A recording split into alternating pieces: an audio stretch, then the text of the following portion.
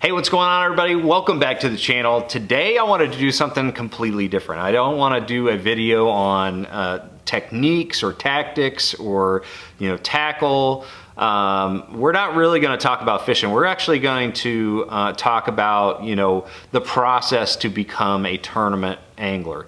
And to do that, I really do want to kind of share with you guys for the first time, kind of my full backstory. A lot of you probably do know some of my backstory, but I haven't really done a video sharing, how I got to where I'm at, in this sport, and how my passion has driven me to make a living in the sport that I love.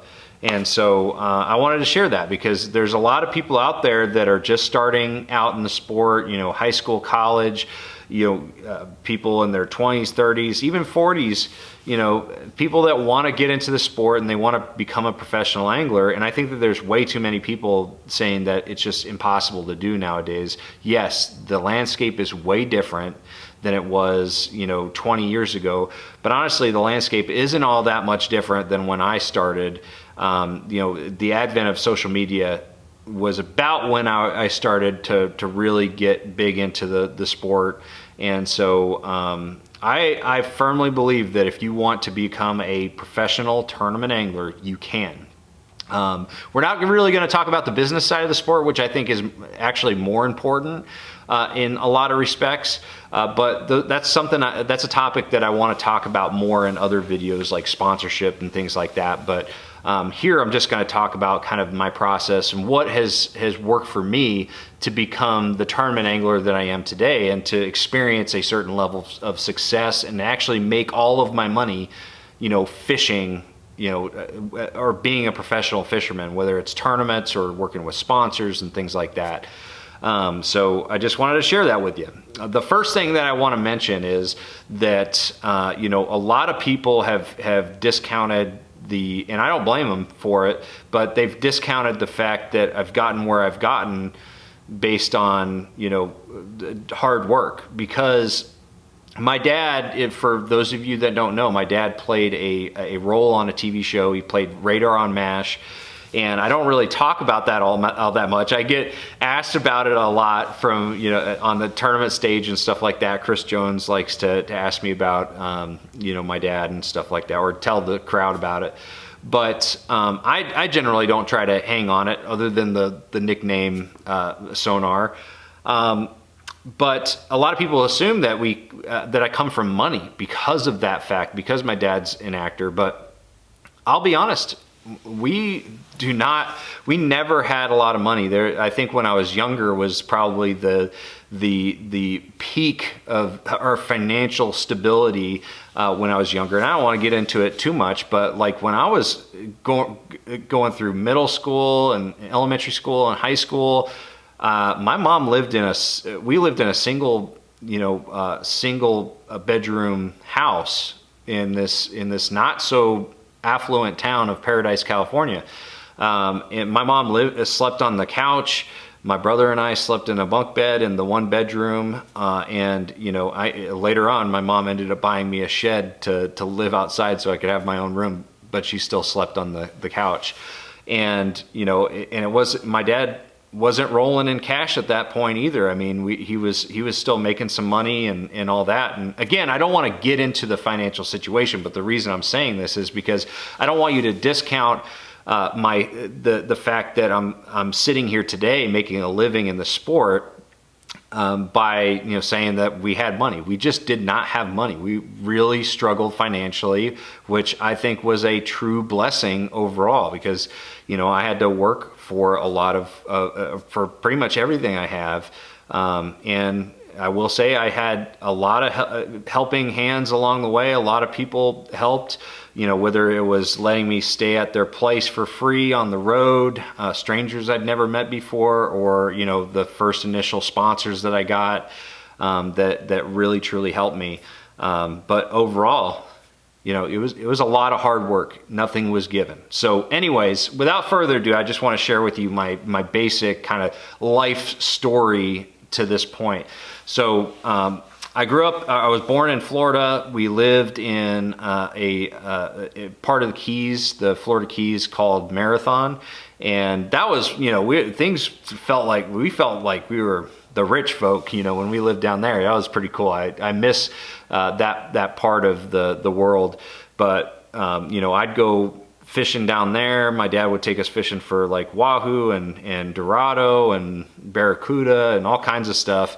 And so we had a lot of fun down there. And that's where I learned how to love fishing. But it wasn't until we went to Connecticut, and we've got a little summer cabin up there on a lake, and I caught my very first smallmouth. So that's when I learned how to love bass fishing in general. And then soon after, we ended up leaving Florida full time. We moved to California, and again, I lived with mom a lot. She worked really hard, and you know, I kind of lost track of my passion for fishing as much as I had been, because I didn't have access to a lot of places. We had a place called Orville, Lake Orville, that was right near our hometown. And then we had a place called the After Bay, places like that. But I didn't have a boat. I didn't have anybody to go take me fishing until around when I was 12. And I hopped in the boat with a guy named Vic in a club tournament. So I joined some bass clubs and fished my first tournament. I was 12 with Vic, and I ended up catching 2 of the fish that we brought to the scales of 5 fish limit, and we got a check. And so we got a check in that very first tournament that I fished, and from then on I was hooked. And when I realized that you could be a professional angler and make money, you can make a career out of tournament fishing, I was like all in at that point. So after high school, I decided to, you know, I was working in Alaska during the summer, so I was making some good money up there. I was able to save up enough to go ahead and move to Florida, which the reason I moved back to Florida was because you look on Bass Fan, you look at the angler profiles, all the pro anglers, I would say like 2 out of 3 pro anglers would say that Florida harbors their least favorite lake. So like Okeechobee or the Kissimmee chain, those are generally their least favorite fisheries. So that taught me that you know, I need to go learn Florida fishing, because I don't want it to trip me up early on in the season.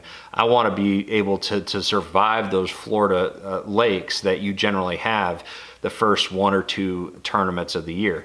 So that was a good move, man. I moved to Florida. I will say this, my dad ended up helping me get a 19-foot travel trailer. I lived in this little tiny travel trailer for the entire time I lived in Florida and went to college. And, you know, it was very uncomfortable for a while. At first it was like so cool. I got my own trailer. You know, I'm just kind of, you know, living in you know, trailer parks and stuff like that. Just kind of felt like freedom at first for probably the first 6 months, but then after that it was a real struggle. It was like, from a social standpoint, you know, there was no social life hardly at all. I ended up making some friends at the jobs that I worked at, but other than that, you know, it was just fishing. It was just dwelling on fishing and how to get to the next level. Every single day. I had many sleepless nights just thinking about fishing, you know, and that's probably one of the best, most important parts of my whole growth process, was living in that travel trailer. I lived in, like I said, several trailer parks, ended up finally parking it next to a wonderful family that is like family to me now, the Mangolds. I lived next to their house for the time that I went to the University of Central Florida.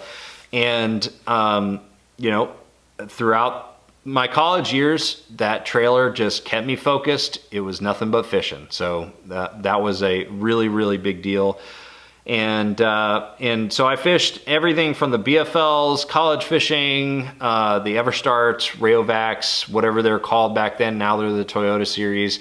I fished some opens, and then I also fished a lot of opens after I moved from Florida, and so yeah, and then I made the tour level in 2019, and you know, it's still a forward progression, and it's still a process. I got to still focus on that process. But that is my story, and as you can tell, I mean, that's the basic, rundown on my story. I got, again, financially had not a whole lot of financial backing at all. I ended up having to work at Red Lobster and this restaurant called Yellowtail Bar and Grill. And that helped me, get enough money for gas and to pay the little amount of bills that I had. That's the one thing that I did have very lined up for me, is low overhead. So I was able to make my $100 a day at Red Lobster and use that for gas and entry fees and things like that. And I'm not going to sit here and say that I didn't get help. Every single person gets help, and I'm no different. I had some really, really special people in my life that really ended up helping me, whether they let me stay in their house on the road, or one of my first sponsors was Business Air and Jetworks Air Center, and they helped me get a boat. So there was a bunch of people that helped me along the way. I don't want to say that, but as far as the day-to-day, I had multiple times, my friends will attest to this, I had multiple situations or moments where, and I was constantly maxed out on my credit cards. I'd pay off just enough so I'd have like $30, $35 on one credit card, that I could use for gas or something. But I had multiple times where I maybe had like $15 left in my bank account, and going into like a tournament, like a BFL, and I had to make a check. And so, I had a lot of those situations. So, and again, I want to reiterate, I'm not telling you this, it's not a sob story. I love the fact that I struggled. I really feel blessed that I had, I had those struggles, because it really tempered me throughout my, most formative years. Working in Alaska was a big deal. I made good money up there. Having all those people help me was really important, but it was also the most important thing was being so uncomfortable and just, continuing to figure out how to make that next paycheck or whatever it is to keep the ball rolling. I never got, distracted by any other jobs. I even had a job that I was working with at a buddy's property management firm. He almost gave me a full-time job at that property firm, and he ended up taking it away from me. It was very, very attractive because it was really good money for me at the time, and he took it away from me because he was just like, you need to focus on fishing. And so, it's things like that are key points of this whole story. But anyways, don't want to drone on and on about my story. I just want to share it with you guys, because if there's one of you out there that doesn't have, isn't very, come from a affluent background, doesn't have a lot of money, and is constantly hearing that it's too expensive of a sport to make a living in anymore, I want you to understand that you absolutely can. Yes, it's an expensive sport. Yes, if you're just trying to make it a living tournament fishing, your likelihood of success for the long term is next to nil. You have to focus on the business side and working with sponsors, being an ambassador for the sport, teaching people, getting people excited about fishing and teaching them about the sport. That's all part of being a tournament fisherman and being a consistent money earner in this industry. But you can do it. It just takes, supreme focus, not having a plan B, and just pouring yourself into the process of getting to this point and beyond. Like, I'm not where I want to be. I'm going to keep pushing forward and get better and better and get to where I want to be. And, so it's a never ending process. But anyways, so the main thing that I wanted to talk about as far as tournament fishing, like what was the most important part of my career path, or growing, climbing the ladder in tournament fishing, was being uncomfortable. We touched on that before. I feel very fortunate that I didn't have a bunch of things given to me, that I actually had to work for the majority of what I've got. And that's the same thing with you know, how you approach your training in tournament fishing.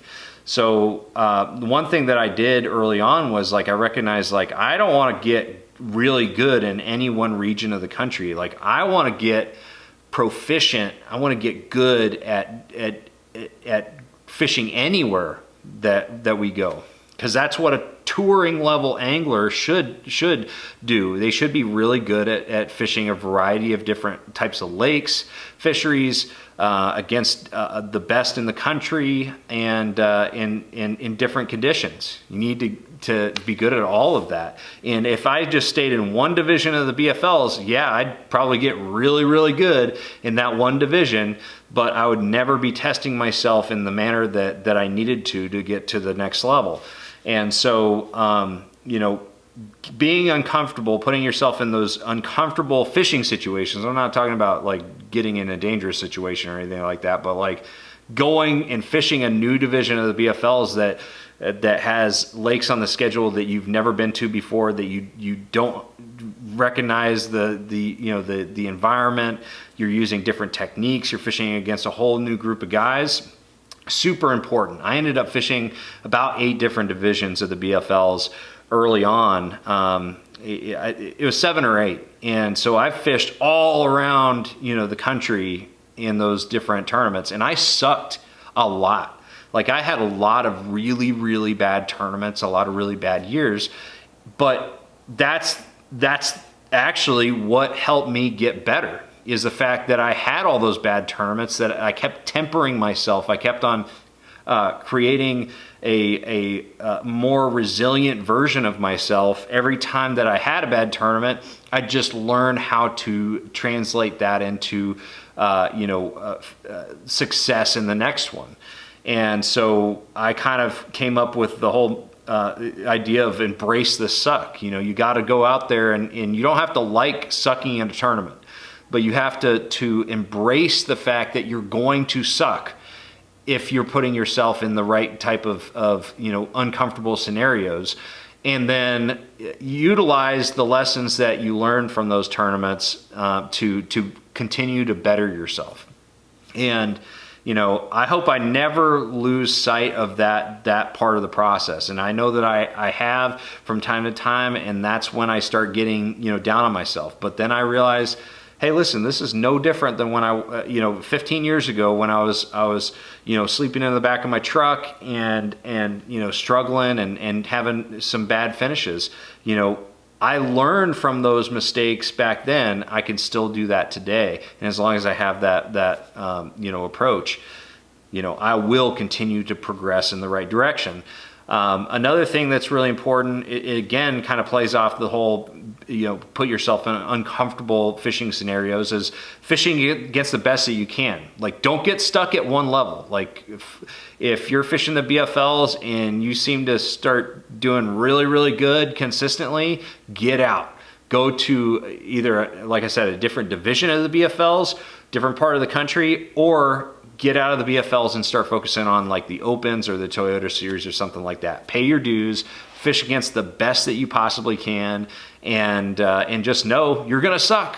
Just no way around it. You're gonna have some great tournaments, but you're gonna have some really terrible events, and that's just part of the process. You can't be scared of having a triple-digit finish. You should be scared of being complacent and not pushing forward with with learning new things through, you know, trial and error.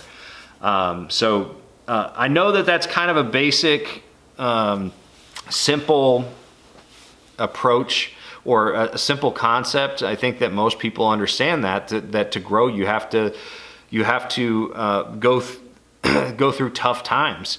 And tough situations, and that's the only way to grow is through a little bit of pain and being uncomfortable.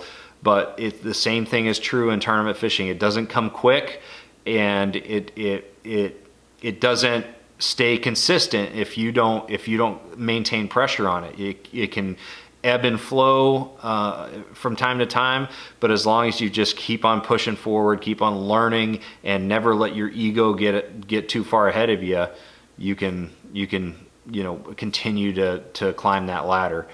But anyways, guys, I don't know why I did this video today. I just wanted to speak to the people out there that you know are maybe looking at the tournament season next year and trying to figure out how to get better. How do you get to that next level?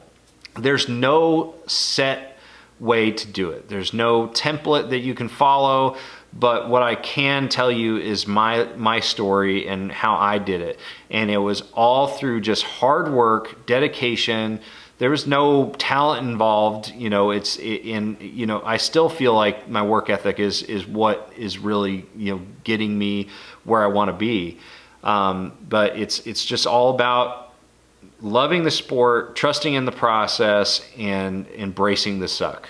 That's what it's all about. But anyways, guys, just want to share my story with you. Hopefully this helped. Please comment below if you're somebody that's looking to be, you know, be following this career path. Please leave a comment below. I'd like to hear your story and maybe hear some of your concerns or doubts that you have, and maybe I can kind of help you through those concerns and doubts, because I'm sure that I experienced the same exact thing. But one last thing I will mention is I don't want this video to again be all about tournament fishing. Tournament fishing as a career path. Without the business side and the ambassadorship that you have to be part of the sport, you know, tournament fishing without those components, the business side, is not a great career path. I'll say that. I think any tournament angler will agree with that. So you have to also focus on the business side too, which again, I'll try to do more videos on that as well. Let me know if this is an interesting video or not. And thank you guys for watching. Make sure you like, share, subscribe. I'm going to see you out on the road.